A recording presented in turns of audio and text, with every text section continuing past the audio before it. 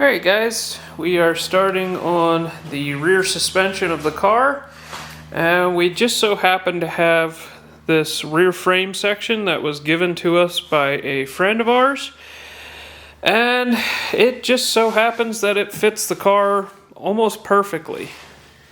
So we'll talk about the advantages of this type of suspension a little later, but basically we are putting a parallel 4-link into this car.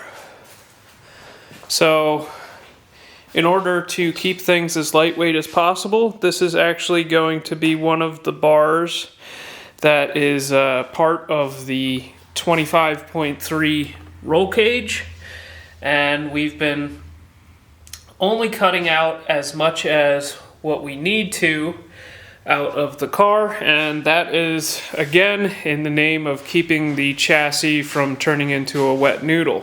The goal is to keep everything as straight as possible and keep as much of the original structure in the car until we add this structure and tie it all into the car, and then we can cut out the original structure. So I'm gonna set the camera up on a tripod, and I'm gonna show you how we are going to feed this thing into the car.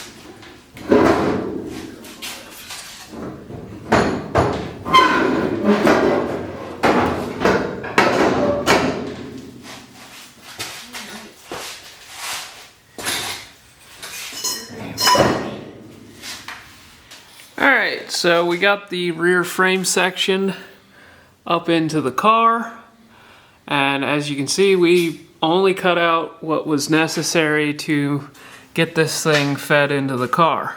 Now what we need to do is we need to take the main hoop and spread it apart so that we can push this thing forward.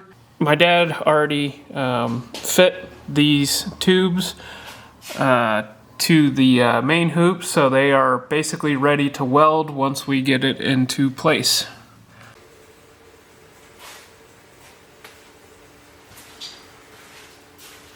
Ready?